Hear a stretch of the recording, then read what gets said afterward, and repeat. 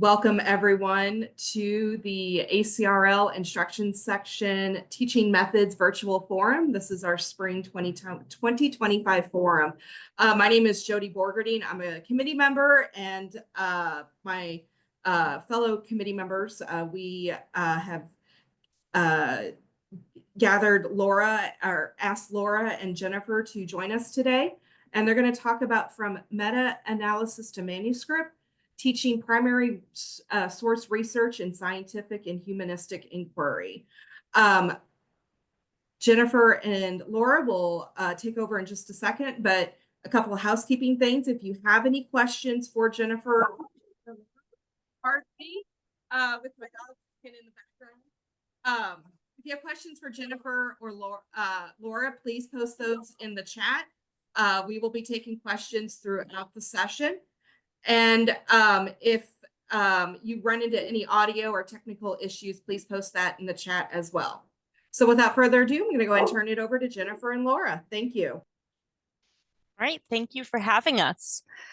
Hi, everyone. My name is Jennifer Whalen. I use she, her pronouns. I am a white woman with short blonde hair, wearing glasses and a green blouse and white sweater. I am the coordinator of research and information literacy here at College of the Holy Cross in Worcester, Massachusetts. And in my role, I work closely with several humanities departments, including the departments of classics, history, and religious studies. Hi, everyone. My name is Laura Wilson. I use she, her pronouns. I am a white woman with blonde hair and glasses, wearing a multicolored dress. I am the science librarian at the College of the Holy Cross. I work with all of the college's science departments, as well as psychology and Spanish.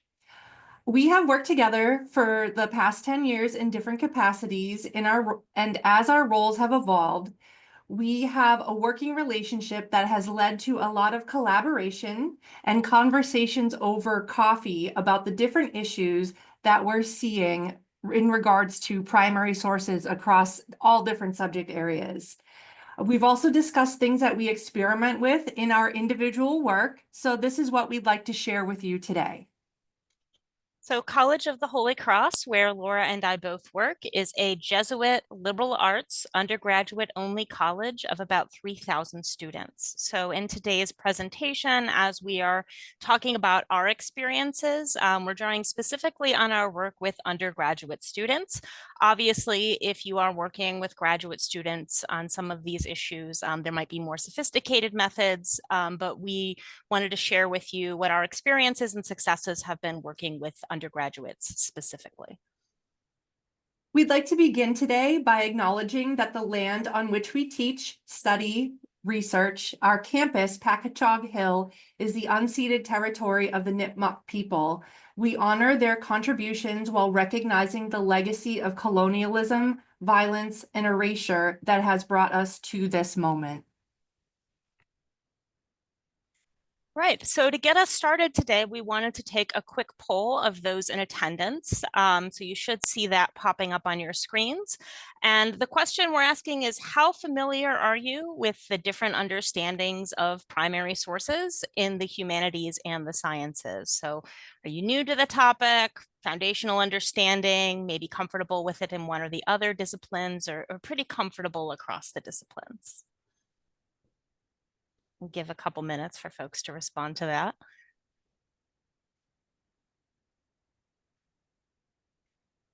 Looks like we have a pretty good mix so far across the different levels of familiarity. Welcome to those new to the topic.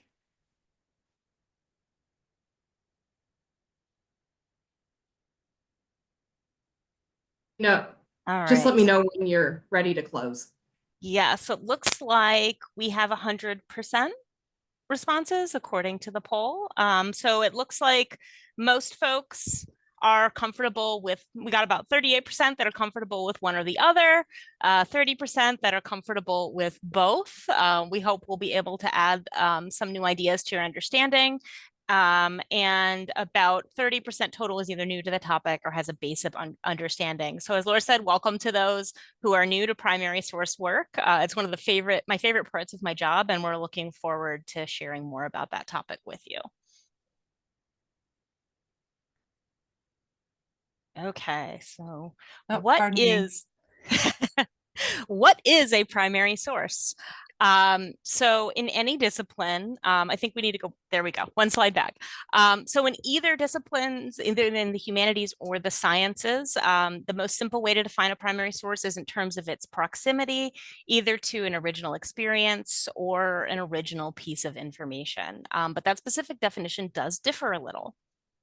So in the sciences, primariness is determined by whether the author themselves engage directly with discovery and or generation of data of information.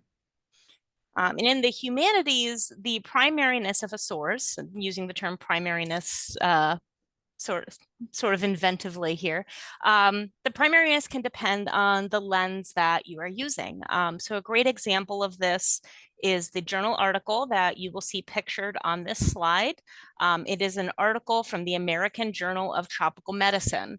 So this is clearly a scientific article published in a scholarly journal, not something that we would automatically associate with a primary source, but because this is an article that was published in 1921, it can serve as a primary source if you are trying to understand the history of medicine, the practice of science in the early 20th century, the history of the study of dysentery, as the topic of the article is, or any of those areas. So it really depends on the question that you're asking.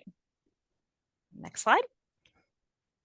So nope. Oh, go ahead. No, you're good. Primary sources can fit into many different categories, and here you can see some examples of what we're working with in the humanities and the sciences. So we can take a look at that. And then we can also recognize that there are many gray areas to this as well. So one of the questions that I see most often from students in my work with the history department is what age counts as primary. So how old does a source have to be for it to be primary, or conversely, at what point is a source too new to count as primary? Something else to consider is the genre that a source fits into. So specifically for the sciences, I work a lot with meta-analyses when we're learning about what is a primary source. So for those of you who haven't worked with meta-analyses, this is a type of review article that will take a look at data and findings from empirical studies and then create new data and findings from that information. So when I discuss primary sources with my science students, I will ask the professor in the class their opinion of meta-analyses and if they will accept them as appropriate sources for a primary source requirement. So our faculty here, some of them believe meta-analyses are primary sources and allow them because new data and findings were generated by the authors of the article, but some faculty will conversely say that the study was not done in the field or lab, it's based on the research of others, and therefore it's a type of review article. So I found this issue to come up quite frequently in nearly all of the classes that I teach where we're learning initially about types of articles in the sciences. And this difference in faculty opinion can be confusing for students. And similarly, in the humanities, there comes the issue of transmission. So how did the primary source get to us? If someone types the letters of George Washington into an HTML page online, does that count? Does it count if I'm reading a modern English language translation of something written centuries ago in Greek? And the answer really is it depends. So with transcriptions in my history department, I have one faculty member who often accepts Google Translate renditions of Latin documents if a student does not read Latin. Because it's crucial for her area of study. And I have another faculty member who doesn't allow students to use transcriptions or anthologies at all because they are too removed from the original document. So we found in an undergraduate context that being able to answer these questions requires having some sense of the discourse in the field, knowing the preferences of your own faculty or asking them if you're unsure, and understanding what's appropriate for the course. Emphasizing primariness as a spectrum and gray areas can be really important to help your students on their journey with learning how to work with these sources. Yeah, and as part of acknowledging the gray areas, I find it's really important to be straight with students about the limitations that might be associated with different levels of research, right? So if you are a second-year undergraduate writing, an 8-page term paper on medieval witch burnings, we're not going to ask you to read Old German in order to be able to work with those sources. And that's an actual example that I dealt with last semester. But it's also important for the student to recognize that because we're not asking you to engage with those original Old German documents, there might be nuances that they are missing that a scholar would be expected to overcome by studying Old German and being able to read the older script. So some of that's also how we pitch our teaching. What is the level of the class and what do we reasonably expect students to be able to do at this level of experience? So when it comes to explaining primary sources and getting students comfortable with them, there's a few different tactics that you can take. In my experience, working in the humanities, undergraduates usually have some kind of foundational knowledge of what a primary source is, at least in a historical context. This is often something that they have been exposed to in primary or secondary education, but they need more support in understanding the nuances and really seeing how that primary evidence ends up getting applied. So on this slide, I wanted to talk about some of the concepts that I emphasize with students. So the first one is that primary sources are rooted in lived experience. So a thought exercise that I will often use is to ask students, imagine you are hopping in a time machine, you are going to get off and have a conversation with a historical person. Sometimes I might even pull up a historical photograph and say, okay, you're talking to this person. This is your person. And sort of ask them to imagine what that conversation might look like. And this also ties in really nicely to other conversations we might be having in the session about secondary sources and scholarship as conversation. So it's sort of an expansion of that idea. Secondly, I like to emphasize that primary sources do not have to be this stereotypical image of an old document. So one way I will present this is to say to students, okay, who posted something to TikTok or Snapchat this morning? Well, that is a primary source for life in 2025. So usually that gets a little bit of a laugh, breaks the ice a little bit in the class, which is great. But I find that it also helps students conceptualize primary sources as this byproduct of existence, something that was not created for research, but that was created in the process of real people living, and that it can also help them understand the immediacy of what's being reflected or portrayed in a primary source. As I mentioned previously, primariness, especially in history, depends on the lens with which you're reading. So a single source can be primary or secondary, depending on the research question that you're bringing to it. And finally, I find that it's so important to talk with students about the fact that there really isn't going to be one historical or textual truth in most cases. Every primary source is going to tell a slightly different story, and that story is going to be shaped by so many different factors. And our secondary sources can help us to untangle that context. And I wanted to share an example of how I talk about this with students in the classics, which is a slightly different case because in that discipline, the primary sources are more literary and they're also much more distant in time. So this is a graphic that I use in class. It's a little bit intimidating and convoluted, so I try to get students laughing about that. Hopefully you're laughing a little bit too and not shuddering in horror. But essentially this is a partial family tree of one manuscript that we have of Homer's Iliad. So what I try to convey to students with this is, we're not working with the original copy of the Iliad or anything even remotely close to it. When we're talking about a primary source in this context, it's really kind of a centuries-long game of telephone in writing, and that's just with the Greek. That's before we get into issues with modern translations. So really to help them understand why we can end up with so many different versions of the same story. And this is also something I compare with different translations to talk to students about subjectivity when it comes to thinking about primary sources. And we'll talk a little more about that in a bit. All right, next slide. So I wanted to talk about how I explain primary sources in the sciences. So for my purposes here in an undergraduate institution, my students are mainly looking for empirical research studies that were conducted in the field or in the lab.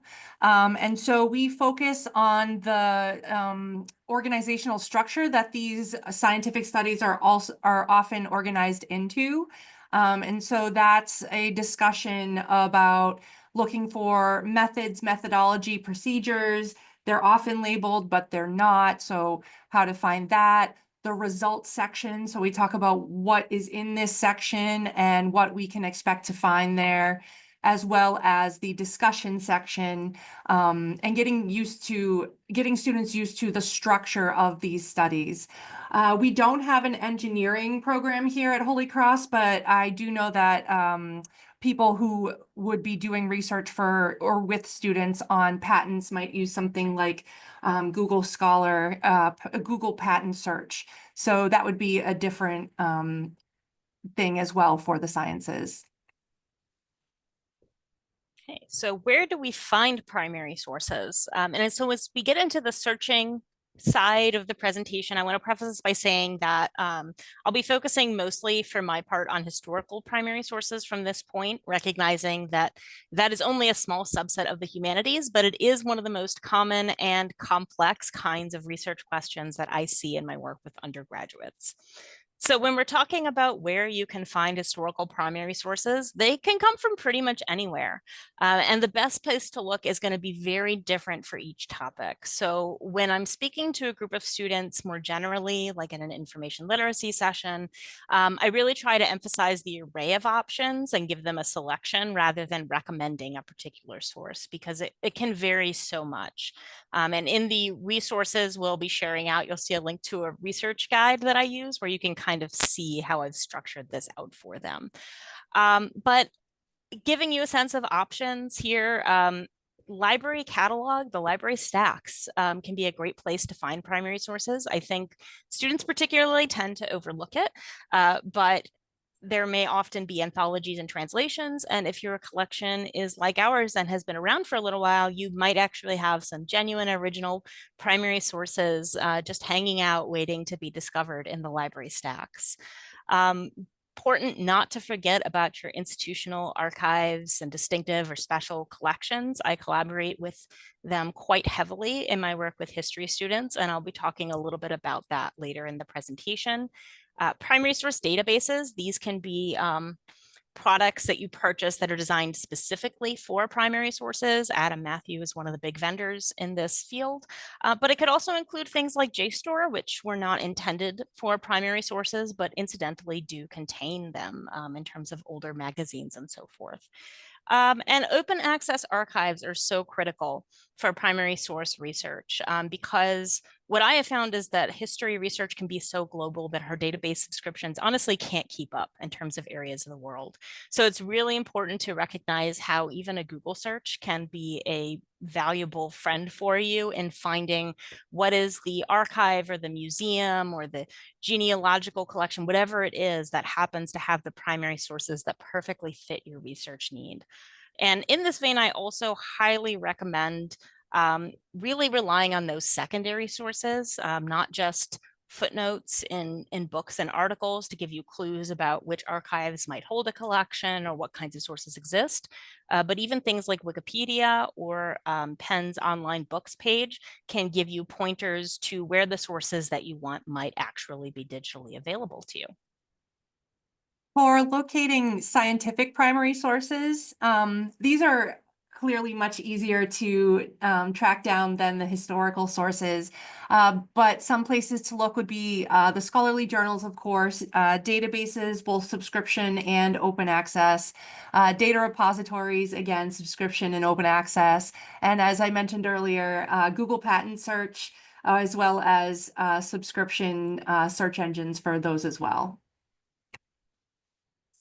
Okay, so when I begin to teach undergraduates how to search for primary sources, I teach that process really in two phases. So phase one, that's the slide, is figuring out which of those options on the previous slide you are going to pursue for your sources.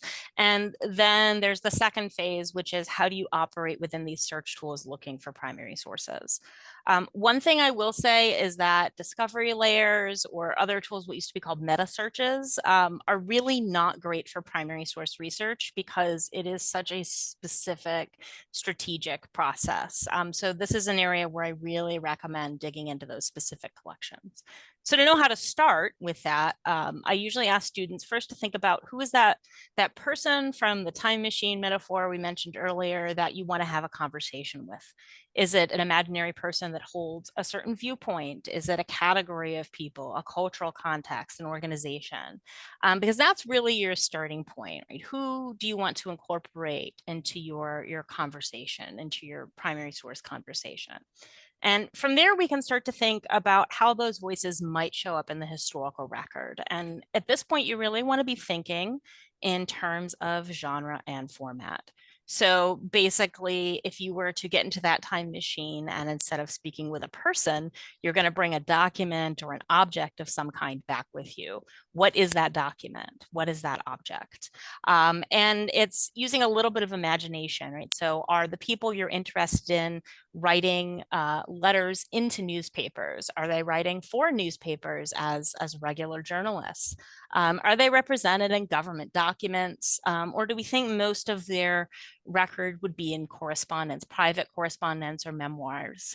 Or is it really just that we're going to be looking at outside, looking in at these voices because those voices aren't represented in the record? We'll talk about that in a little bit.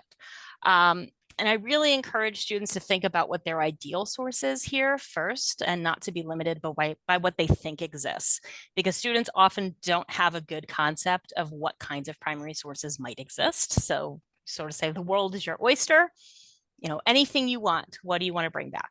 And then how did it get to the 21st century? Because we don't have a time machine, so it has to have come down to us through records. And we know that not everything has made it to the 21st century. So how do we figure out what has made it this far and where is it going to be? Is this a record that a government might have kept? Is there a museum that's dedicated to this topic or this area of history or the history of this country that might have retained these records? Is this something that could be republished as a book? For correspondence, that's often your best option because getting a hold of the individual correspondence can be very tricky. And then there's the related issue. If the record survived, how are you going to get your hands on it? You're not going to get on a plane to Tel Aviv like a scholar might, and they're not going to send manuscripts across the ocean on interlibrary loan. So what are your options? Is this document digitized? Has it been republished in a book or an article or an excerpt somewhere else where we can find it? And equally important for access when you're working with undergraduates who are just not going to have the language background in many cases, is this document, this source, whatever you want, available in a language you can read? And that varies a lot. And finally, recognizing that often somewhere in these previous 4 steps, there's been a brick wall hit. We have to say, okay, what is the next best option? So as an example, this semester, I'm working with a class that's dealing with the history of Nepal. These are not students that have previously studied the history of Nepal or really Southeast Asia at all. And they don't read Nepali. So, okay, if we can't find an English language paper that's local, is there an English language paper from India, which isn't ideal, but it would at least be more proximal than the New York Times, right, in terms of culture? And then of course, acknowledging, nope, that really still isn't the same thing. It's better, but it's not the same thing. So what is lacking there that we have to recognize in order to do history responsibly? And I like to take students through this thought exercise at the beginning of the process and maybe even have them brainstorm because it really sets them up to begin that next search step more successfully. So then we get into searching, and students can struggle a lot with this. Librarians can too. I certainly did when I first started in this work, because it's a very different process than what we use to search for other kinds of sources. So perhaps the most crucial thing really is trying to build historical awareness into your search terms. So my favorite example of this is if you are searching newspapers from 1917 and you search the phrase World War I, you will find absolutely nothing. Well, why is that? Well, because we're not counting the wars yet. Really, if folks in 1917 are talking about World War I, they're going to use the terminology, the Great War, or more than likely, they're just going to be talking about the war, because these are people that are living, and this is what's taking up their awareness. And I find that's an example that's very accessible to students, that also really gets them thinking about how we label things after the fact and how that affects their search. Part of this is also recognizing cultural difference and issues like transliteration. So if you are researching a place with an Arabic name that was not originally written in a Latin alphabet, that name is going to show up in different spellings in English. And that's particularly true as conventions change over time. What the English or Arabic to English transliteration convention is now may not be the same as it was 50 or 100 years ago. And even honestly, some older documents that originated in English still don't use standardized spelling. So it's really important to kind of bring that awareness to the document research. And this is also why I encourage students to try to find identifiers like names or other proper nouns to help direct their search instead of using broad concepts. Because yes, we have the difference in names of events, we have the difference in culture and transliteration, but we also just have a difference in how people think about concepts. So if you search for the term racism in 19th century newspapers, you are probably not going to find what you're looking for. You have to find other ways to approach the concept, sort of put yourself in that 19th century mentality and say, okay, what is someone who's writing an editorial in 1850, what words are they using if they're trying to express what we now call racism? And that's really where you have to start. So that's something that can be very tricky for students to get their heads around. And again, it's something I really encourage them to brainstorm early in the process and to pull from their secondary sources. Once they then get into the search tools, there are a few key things that I recommend that, again, are very different than what I would recommend if they're looking for those secondary articles. So I really encourage students to use a simple keyword search. This is sadly not the time to pull out the incredibly fancy Boolean operators that I just showed you for secondary scholarship, except maybe your truncator or wildcard, because it's just so hard to predict results. And associated issue, not always, but often primary source databases use a full text rather than a metadata search. So that can make your search results much less controlled. So you really have to sort of account for that. But most of the databases do have very robust options for filtering and sorting. And I really encourage students to explore the full range of that. I mean, you can even filter in some by genre. I want to look at letters. I want to look at maps. I want to look at this time period. I want to look at things that came from an archive in this country. And that in combination with a really strong historically aware keyword search can produce great results. With historical newspapers specifically, it's actually very helpful to switch up your sort options and sort by date rather than relevance, because older newspaper titles tend not to be very illuminating if you're trying to figure out what they're about.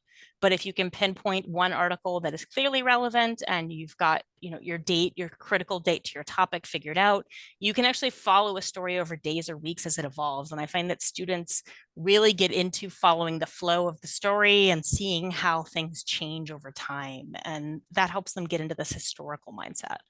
And finally, and perhaps this is sort of a summation of everything that I've set up to this point, really setting realistic expectations about searching. It's very hard to do a precision search for primary sources unless you have a very specific source or document in mind. So you really want to build in lots of time for browsing and for considering sources that you might not have expected, for needing to pivot your topic because the historical evidence might not exist. And I find it's really important to normalize dead ends and sort of having to pivot. I tell students that this can be the most fun part of historical research, but only if you actually build in enough time so that this isn't putting you behind your deadline. So sort of normalizing that up front, I find, lets students know, oh, when I hit a brick wall, it's not that I've done something wrong. It's part of historical research, and this is how this process works. So, as I said earlier, finding primary sources in the sciences is easier than the historical primary source search, but there are tips and tricks that I do use with my students. So the first one that I'll share is that just this semester, I've begun to use generative AI for keywords and synonyms for concepts. And I'll say that with the caveat that when I meet with a student, I ask if they're comfortable with using AI for that purpose. Because some students are very uncomfortable with the environmental consequences of using AI, and I will respect that. And if there is a subject index that we can use alternately, I'm certainly happy to show that instead of or in addition to what something like ChatGPT can do for generating keywords. I've found that sometimes students are starting with a very basic understanding of a topic that they're going to do research on, and they don't know scientific names for things. They don't know names of cells or functions of certain things, for example. And so ChatGPT can quickly give us a list of not just synonyms, but also related subtopics, broader topics. And sometimes it will give a search string that you can actually copy and paste into a database. I do demo in class using ChatGPT for this purpose, but I also demo using ChatGPT to try to locate research articles, which it's terrible at. So I'll say I use generative AI to help me think of keywords on a topic or how to narrow down a topic if a student's topic is too broad and not finding many results. But actual retrieval of sources is still terrible at this point, so I don't use it for that. So where I look, I start in a subject-specific database. I find that that's the most helpful with the specific filters that are built in. However, if a topic is multidisciplinary in nature, which we see often here at a liberal arts college, sometimes discovery is a go-to place to pick up those journals that maybe the biology database isn't picking up for the students' research in a bio class that's really more of a multidisciplinary topic. Additionally, thinking about students at the start of their research project and how Jennifer will encourage her students to be open to editing their topic if necessary. If I'm working with a student and we're not finding much primary research associated with their topic, I will encourage them to take a look at a topical relevant journal, but perhaps think about changing their topic to be more open to a study that does exist in the literature. So there are some tools within the databases that make searching for empirical articles easier. So for example, in a database, I'm thinking of Science Direct, there is a limiter specifically for research articles. Of course, the limiters aren't always perfect, but they do help, especially with students who are impatient and just want their articles as quickly as possible, which I know we all struggle with. That can help get impatient students more invested and interested in the research process if necessary.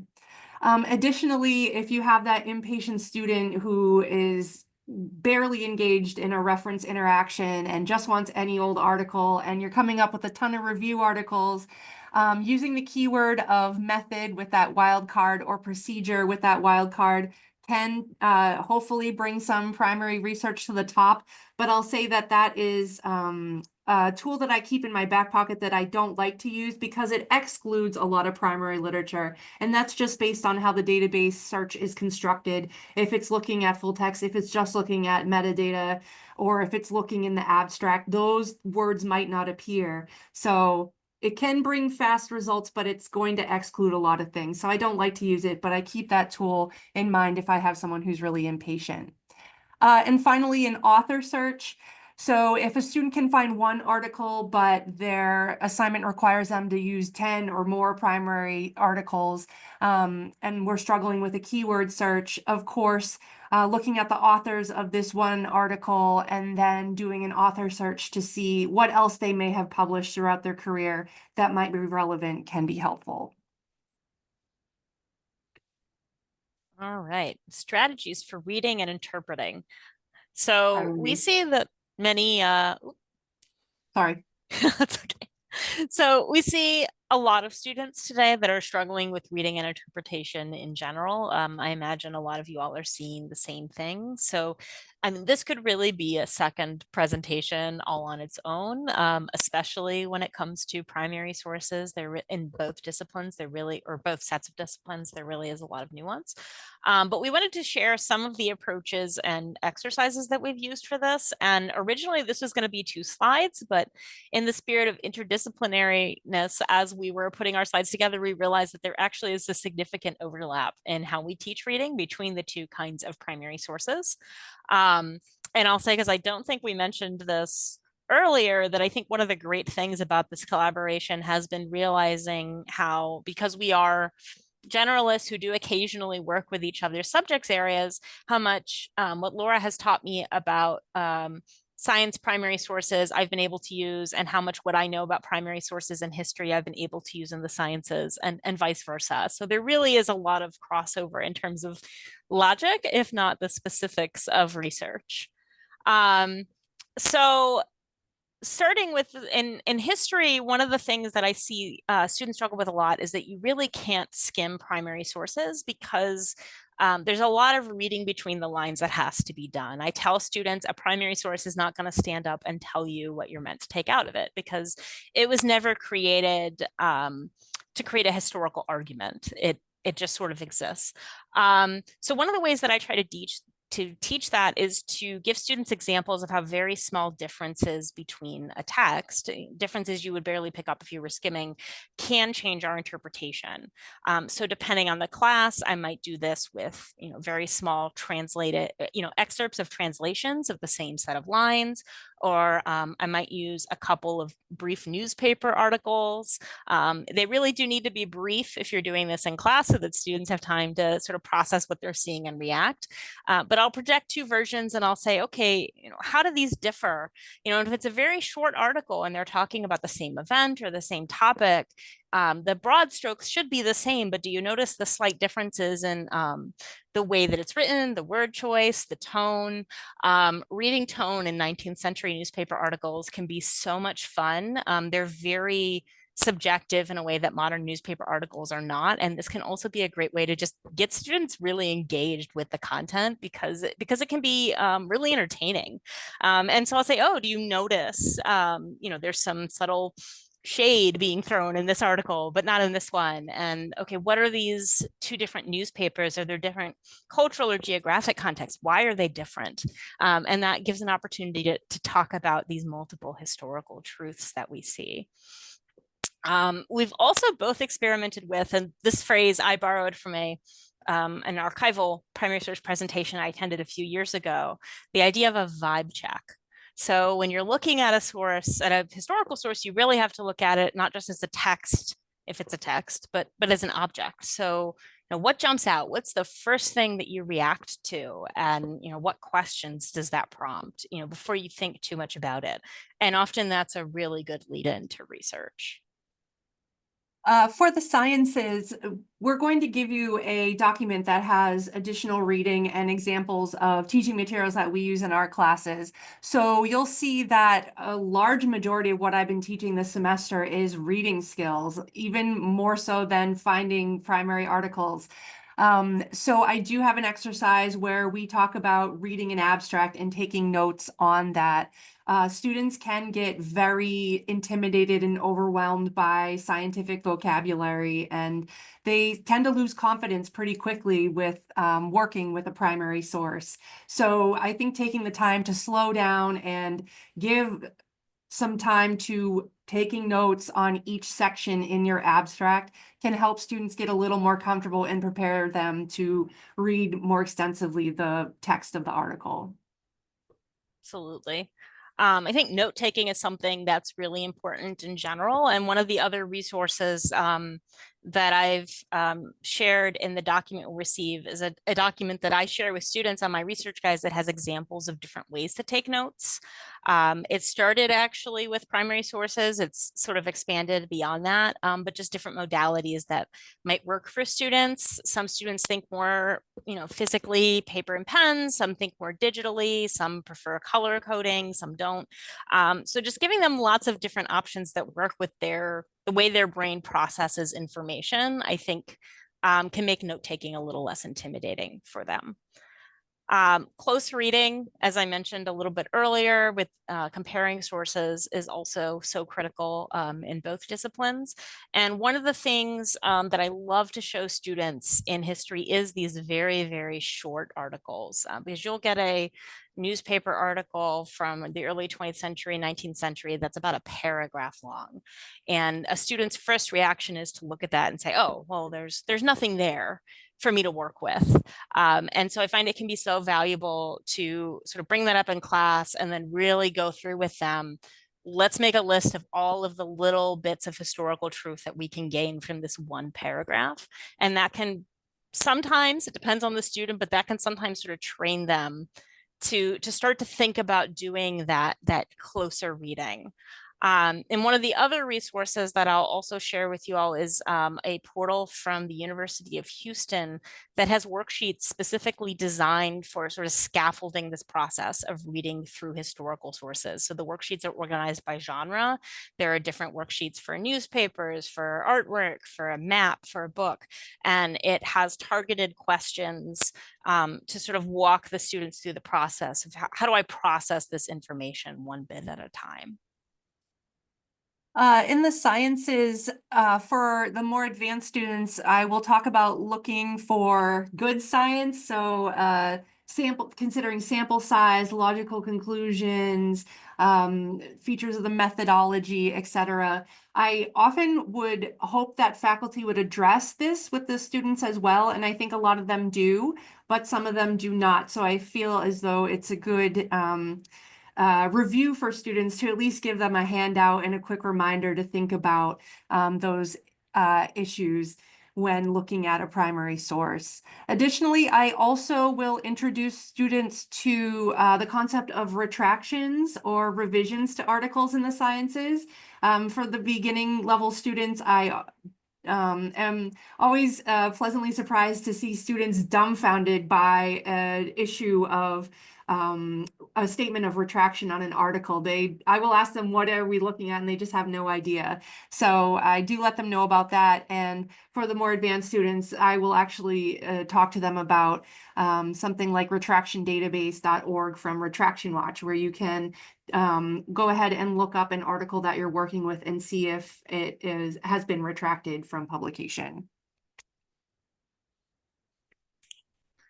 So finally, but certainly not least, when we first started putting this proposal together, one of the commonalities that we kind of found ourselves coming back to over and over again was this issue of voices that were being underrepresented in our respective disciplines, and how do we address that in our teaching.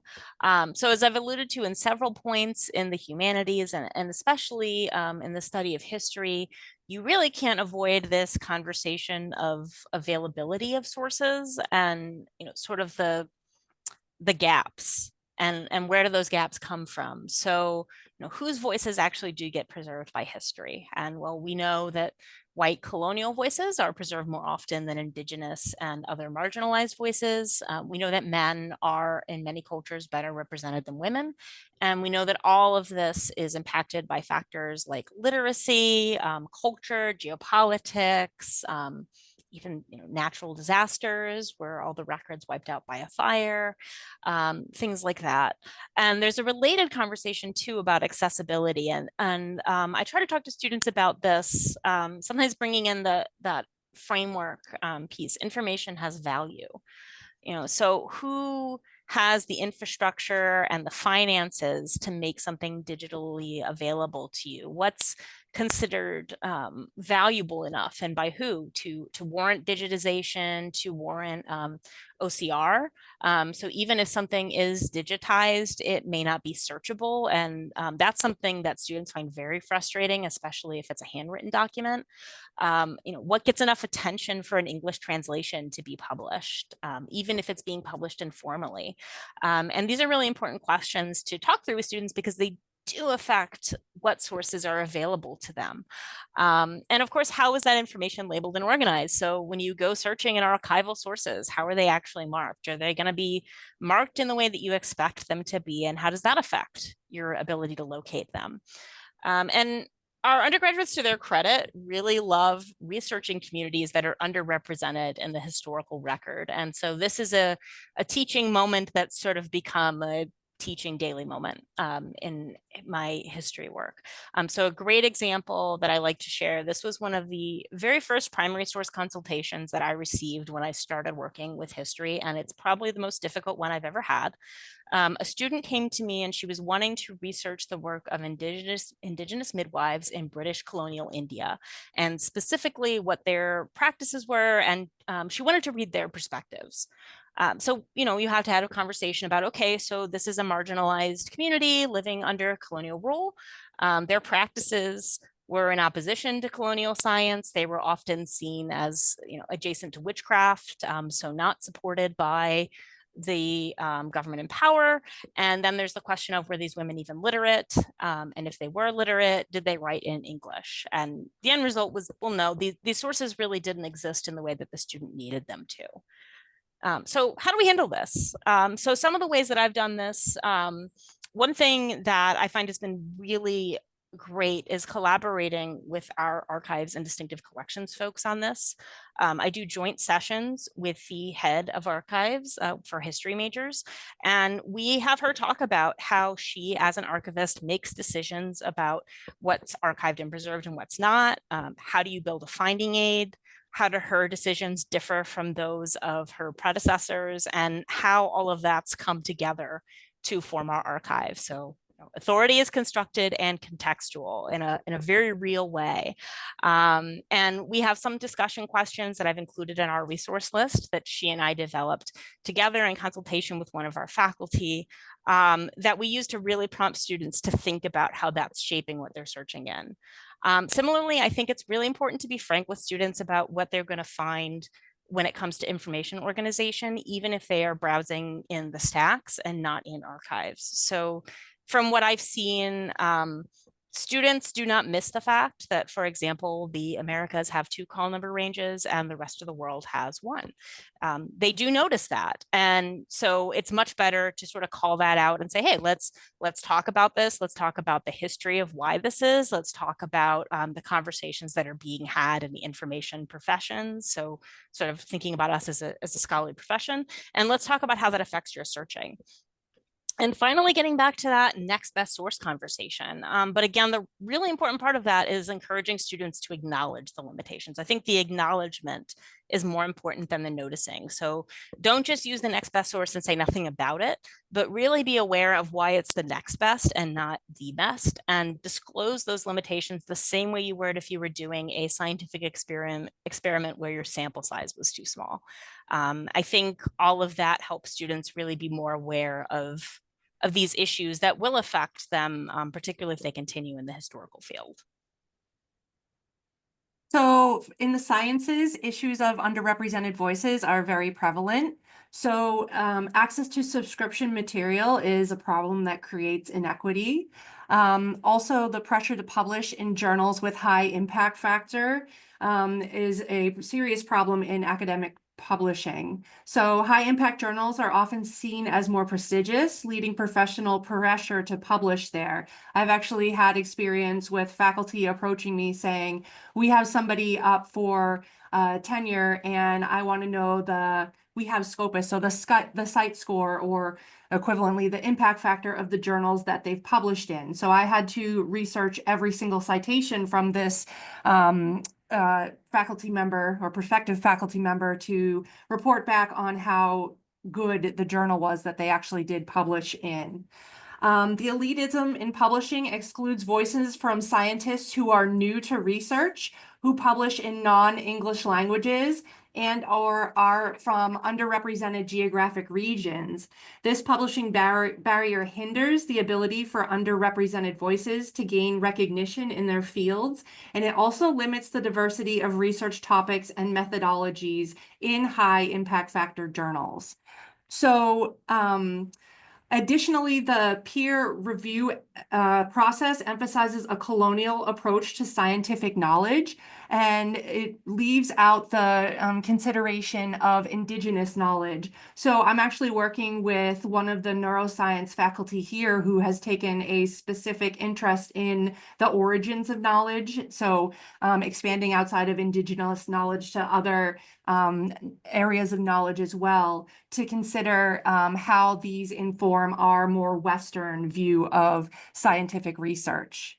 So in addressing this, there is good news that open access does help with this.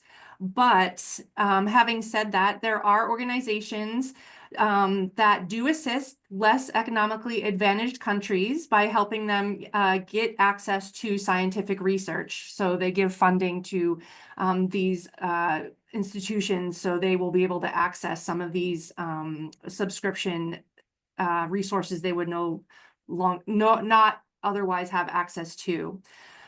We still have a long way to go to open access for all, so it's a start, but of course, there's a lot of limitations to it.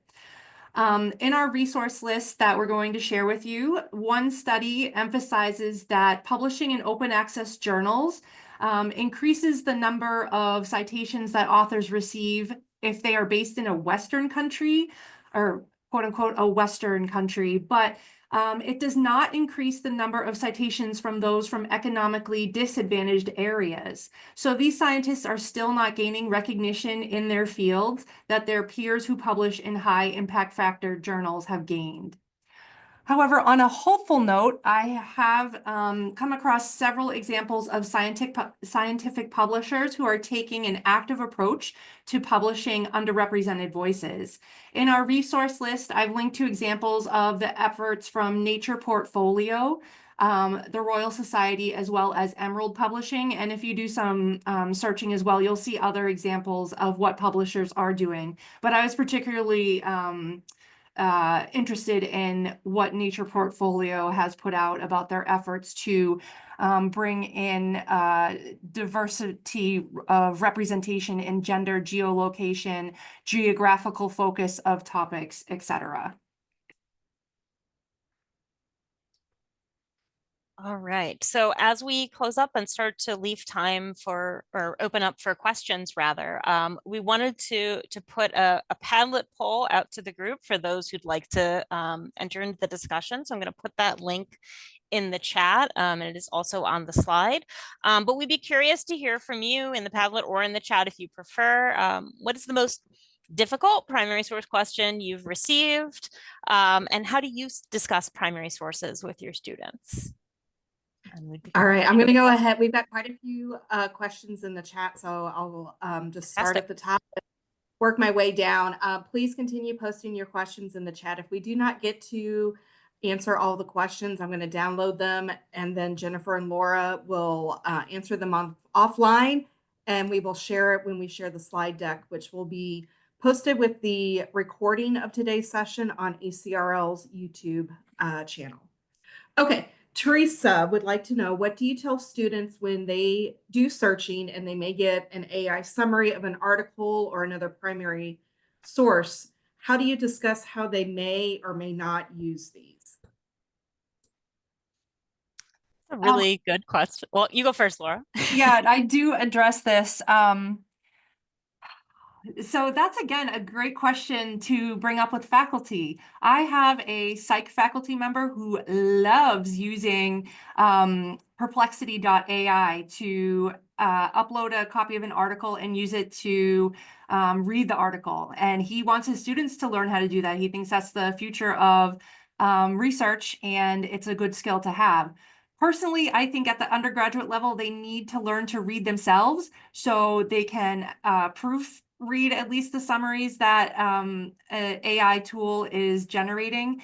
I have worked so much this week with a particular student who's relying heavily on AI, and it's just horrible what it's spitting back for prose as well as source summaries or paraphrasing of sources. So my personal opinion is to tell them not to rely on the AI summaries because they should be using their own intellectual efforts to be reading sources, but not everybody that I work with feels that way. So I think it's important to stay in conversation with your colleagues and see how the tool develops as well.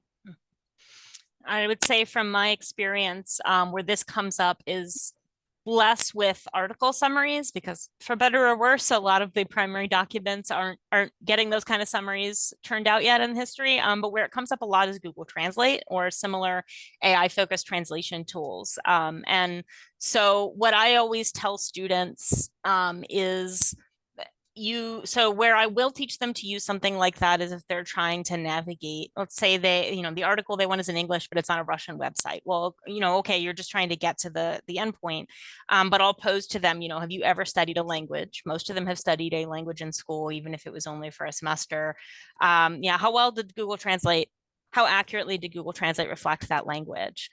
No, it didn't. And usually they laugh and I say, so, when we're talking about how you have to do this reading between the lines, think about, an AI tool's inability to do that. It simply can't read with the kind of nuance that you do, particularly when you're doing this like very fine reading. Great. Maureen has a question for Laura. Do you show students letters to the editor in the case where someone has responded to an article from an earlier issue? I haven't had that come up in a class, but I do have that come up. I have had that come up in a reference appointment. I will be honest that the teaching time that I have in my science classes is generally limited to 20 minutes, which is different than the one-shots in the humanities that I've experienced on campus. So I try and do the most essential information and then share out as necessary. What I've told students is when we come across a letter to an editor with commentary that they should consider that. And then if they are seeing the point that the author is making in the letter to the editor with criticizing that particular study, perhaps they should look for another one or talk to their professor about how might they go ahead and use that source in their own work that they're creating. All right. Jennifer, do you have anything to add to that just before I go to the next question? Not substantially. I think when I deal with letters to the editor, I do point them out in historical newspapers, just you need to understand that this is opinion versus something that's journalism that reads like opinion because journalistic conventions have changed. But I think it's probably more relevant to Laura's context. Yeah. Okay. Krista, how do you politely deal with faculty using the term primary sources when they mean scholarly sources? Oh, I think that one's for you, Laura. Oh. And politely is the key word. Yeah. Yes, I have had this happen. And, this is an issue that I'm trying to use my words carefully. I think there are times when faculty could stand for a good conversation with a librarian. So if faculty is using the term primary source, and I know this beforehand, if they give me the assignment requirements, I will write back and say, just to clarify for my own understanding, are you meaning empirical articles or is a review article okay as well? So I kind of, I don't emphasize like, hey, what does this mean? I don't, your students are going to get confused, but I just frame it as I would like to understand for my own purposes with working with your students, what is meant here. And sometimes faculty will realize, oh, I didn't realize maybe I should be using the term empirical article, or maybe review articles are fine as well. So there have been cases where I say to the students during a library session, in this case, your professor is referring to peer-reviewed sources. So both review articles and primary articles for this assignment are okay. But that is a tricky Yeah. line to navigate. And I think that comes back to the open lines of communication with the faculty that Laura has mentioned several times in the presentation. I'm thinking even with, again, my history faculty, where you really have to know which professor you're dealing with because they have very different thresholds for what's primary enough. And so some of that is ideally what you'd like to say is this is the proper definition of primary sources, but very often what that looks like is, you know, as the liaison, I'm the one that can say to my colleagues, oh, you have a student from Professor X, this is what the expectation actually is. And, you know, you kind of convey that insider knowledge to your colleagues. Well, we have just a few seconds. Do you have anything from the Padlet that you'd like to share or call out or emphasize?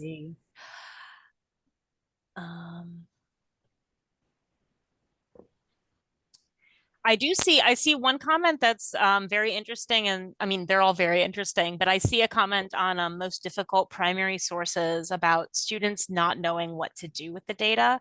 And I think that's something that is really true. I mean, it's across all of the disciplines that I work with. But it is a very common issue with primary sources in history, as I've experienced that students really don't always have a good sense of what they're supposed to do with all this primary information once they gather it. And I'm not sure yet how fully to address that because that does affect the search process. They don't understand the kind of searching they need to do if they don't understand how they're meant to apply it. So I think some of that is foundational skills that hopefully the faculty would work on. But what I do try to do is communicate with faculty. I've had this happen with primary sources in a religion class, actually, where I've gone back to the faculty member and said, I don't think the students understand what they're supposed to do with this based on what I'm seeing. And so then we bounced off each other with the feedback of, okay, how do we make this clear? How do we provide extra scaffolding for them so next time that they're ready? Okay, great. Thank you so much. We are at time, so let's give Jennifer and Laura a huge round of applause. And thank you so much for presenting today. I know I learned a lot that I'm looking forward to applying when I work with my students. We would like to thank everyone for attending today. We will be well, I shouldn't say we, oh my gosh, ACRL. We'll be posting the recording to their YouTube channel. I don't know how long that will take, but we will make an announcement in the Instruction Section Connect group when that link is posted or when the recording is posted, and then along with the link to the slide deck. Okay. Thank you so much for attending, everyone, and we hope to see you soon at a future ACRL Instruction Section event. Thank you. Thank you all. Thank you.